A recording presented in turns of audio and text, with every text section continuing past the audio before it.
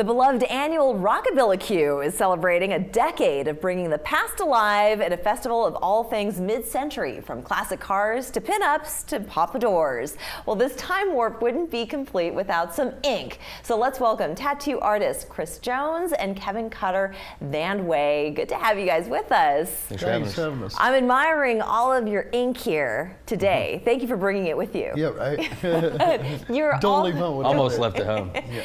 You're also the owner of Stardust Tattoo Studio. I am. And I have to imagine, Kevin, that before you actually started putting your art on people's skin, that you started on another medium. Is that true? Absolutely. Or okay. Yeah. So what did you discover that you had that artist living inside of you? I don't know. As far back as I can remember, I wanted to be heavily tattooed. Really? Yeah, that was my first thing, was I wanted to be tattooed. And growing up in a pretty conservative house, I was like, how am I going to do this and pay bills? You know what I mean? It often happens that way, doesn't Yeah, it? it really does. So when I started tattooing, my parents thought I was joining a circus. Yeah. I But think you it just started with drawing and, Yeah. just being creative. Right. You know what I mean? And how about for you, Chris?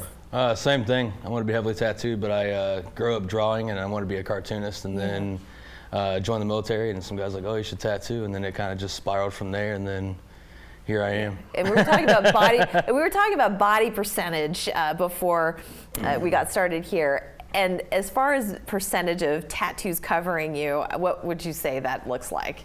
Probably like 70. Is that right? I literally only have like some spots on my torso that are kind of left, and that's really? it. Yeah. And how about for you, Kevin? Yeah, probably about the same. Just my ribs and my back left. Gosh, because I'm looking at your arms and I can see down your legs. Are you hoping to fill in all those blank spots eventually? Oh, I yeah. would like to, but I mean, the older you get, the worse it gets. Chances are this probably not going to happen. Yeah. So I'm doing it still. Yeah. Do you have any in particular that have a deep, deep meaning for you? I think so. I got this one right here from my grandparents who raised me. But like other than that, really, like I have like some sentimental stuff, like ones I got with people and things like that. But even if I don't talk to those people anymore, it's still a memory, good or bad. Yeah. So, I keep it. So going back to being an artist, though, first, you can easily erase or paint over a mistake, but you've entered a career path where you cannot get it wrong.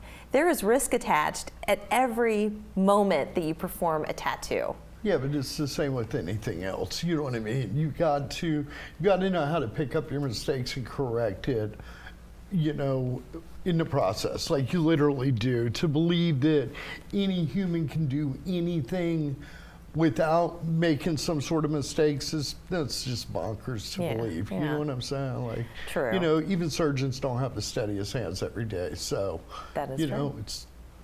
It is a little bit like you're performing surgery in a way. I mean, I always kind of do that with doctors. That's a stretch, I think. You know what I mean? Yeah. Well, it depends on who you ask. I mean, if you're getting a tattoo and you're committing to it, that's a huge, huge risk that you're taking. Yeah, I always tell people, doctors are not, it's not a profession, it's a practice. And so is tattooing, it's a practice. You're always constantly working to get better and do different things. So we're practicing tattooers.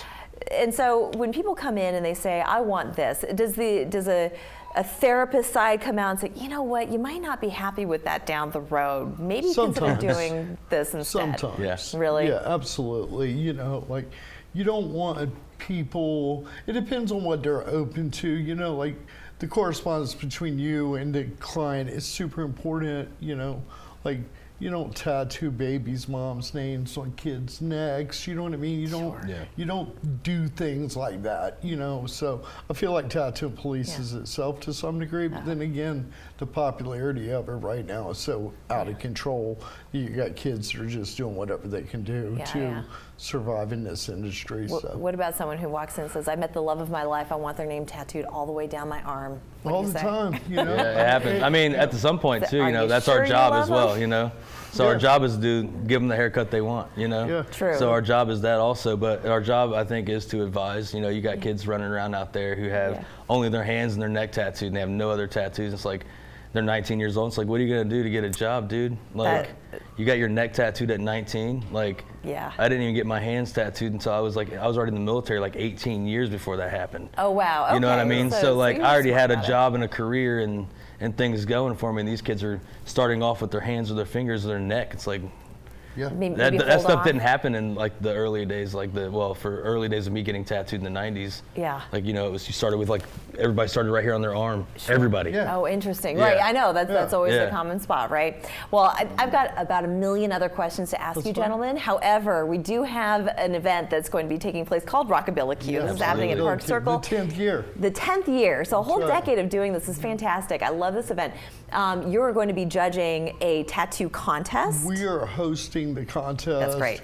We're not actually going to judge it, so. You'd probably Conflict be of pretty, interest. I was going to say Yeah. be tough judges too. Yeah. Okay, and so what makes a good tattoo real quick? What would be a winner in Solid your eye? lines, smooth shading, Bright colors. bright colors. Wonderful. Well, we're going to put all the information up on our screen. Rockabillacue. It's coming up. It is happening starting Friday, November 17th through Sunday. So make sure you get your tickets. You go out and you have a good time, gentlemen. Thank you so much. Great to have you with us. Thank you for having us. Thanks. We're back after this.